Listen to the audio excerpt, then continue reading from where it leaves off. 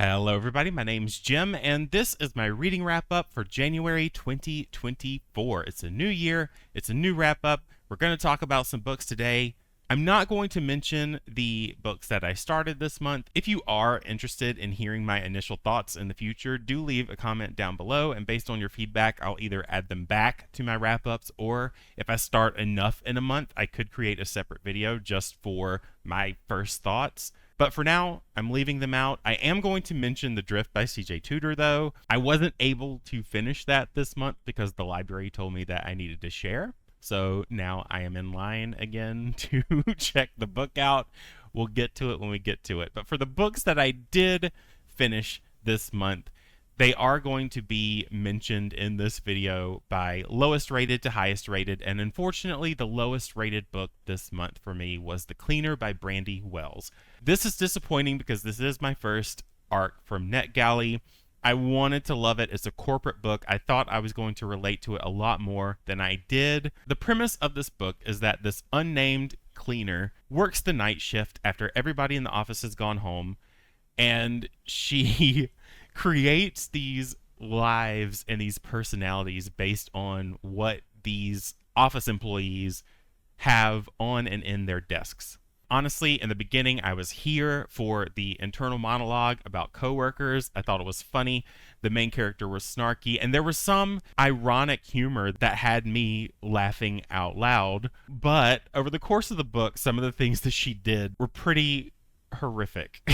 And I know, as someone who works in a corporate space, that if any of this happened to me, I would not have a good day. And for that reason, I had a hard time staying connected with this character. And it didn't really help that the pace of this book remained pretty much the same throughout, and the main conflict in this story happened halfway through the book.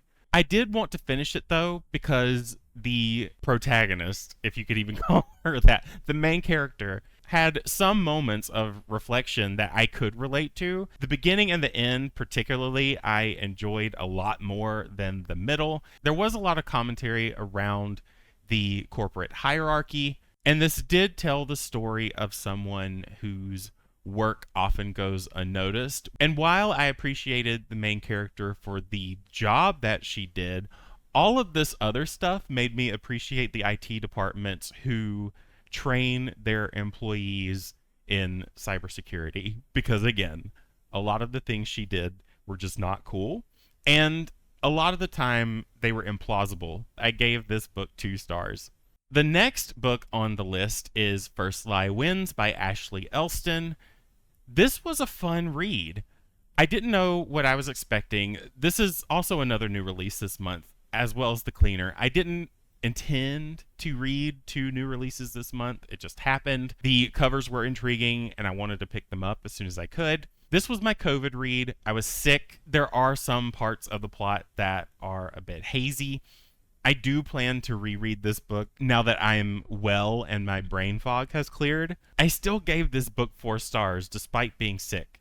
Evie Porter is integrating into this new town that she's moved to live with her boyfriend Ryan. She's moved into his house. She is surrounding herself with his friends so that they have the opportunity to get to know her. But there's something about Evie in this story. Evie doesn't really exist, and she's not a figment of the cleaner's imagination. This is not the same book. Evie is an alias. This is her job, but unfortunately for her, something happens that forces her to unexpectedly confront the past. She is left to figure out if someone's messing with her.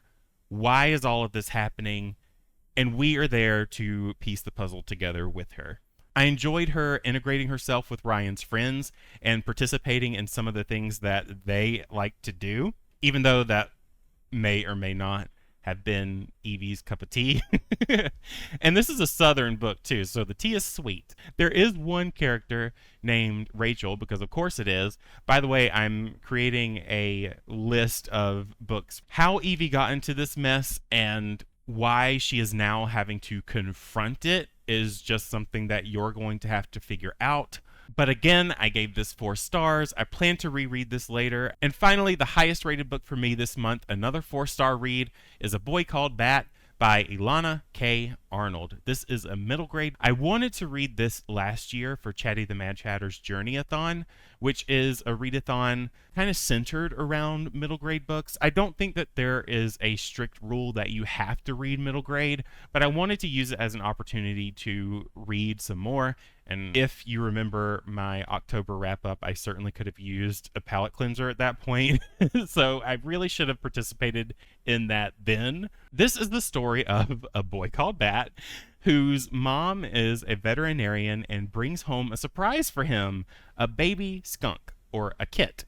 As you can see clearly on the cover. He is a quick study. He is fast to learn how to be gentle with this baby and take care of him. There is one thing about Bat that is never explicitly stated, and that is that he is a child who happens to be autistic. We're able to see his world through his eyes, understand his sensitivities, and this is something that I am not as familiar with. As always, I will say a great way to learn about topics that you don't understand as much is to pick up a middle grade or a picture book. These authors have a way of breaking these topics down. I thought that this was a great story to read, not only for the learning experience, but also because skunks are cute. And I just wanted to read about a boy's love for a 4-legged furry friend.